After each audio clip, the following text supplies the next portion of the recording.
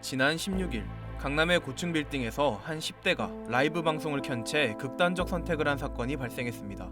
그런데 투신한 학생 A씨가 한 온라인 커뮤니티에서 다른 회원과 함께 극단적 선택을 모의한 정황이 드러났는데요. 이 커뮤니티의 이름은 우울증 갤러리. A씨가 우울증 갤러리에서 활동할 때 신체적, 정신적 학대를 당했고 이것이 극단적 선택을 한 배경이 됐다는 주장이 제기됐습니다. 심지어 여러 건의 미성년자 대상 성착취 범죄가 우울증 갤러리에서 발생했다는 의혹이 제기되면서 경찰이 수사에 나선 상황. 우울증 갤러리를 이용했던 사람들은 예전부터 이 공간이 위험하다고 느꼈다고 합니다.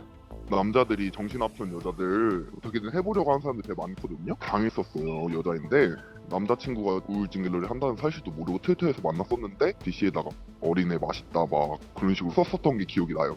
여자 사용자들은 자신의 몸 사진을 올리거나 계좌나 전화번호를 올려서 돈 좀 달라 또는 전화할 사람 또는 만날 사람 이렇게 올리는 게 대다수였고, 한 여성 이용자가 한 남성 이용자와 성관계 후에 극단적인 선택을 하는 경우도 있었고요.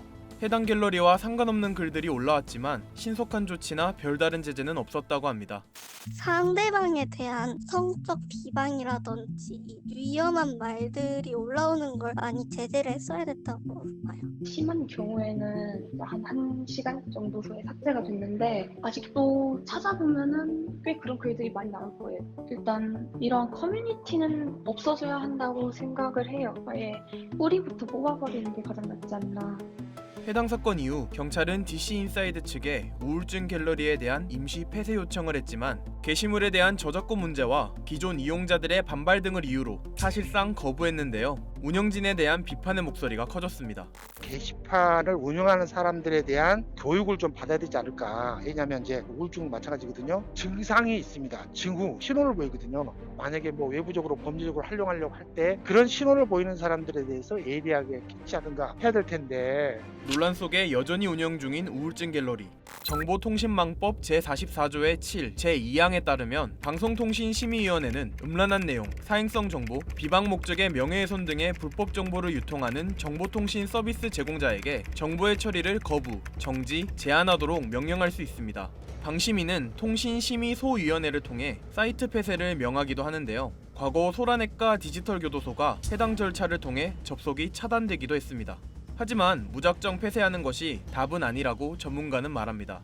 갤러리를 폐쇄한다 그래서 우울증이 없어지고 자살이 없어질까요? 그런 우울증이 우리 사회에서 논의하고 하는 채널이 갤러리 말고 과연 뭐가 있느냐. 그걸 폐쇄시키면 그 사람 어디 갑니까?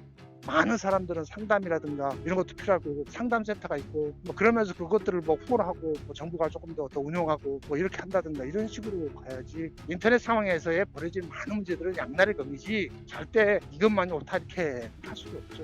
경찰은 우울증 갤러리를 둘러싼 각종 의혹 확인을 위해 태스크포스를 구성했으며 정확한 사건 경위와 연관된 성범죄에 대한 조사도 진행 중입니다.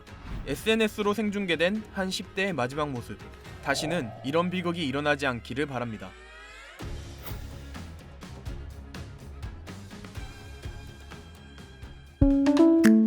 이번 영상을 만든 PD가 추천하는 영상도 보고 가세요. 스브스 뉴스의 다른 영상을 즐기시려면 구독 버튼을 꼭 눌러주세요.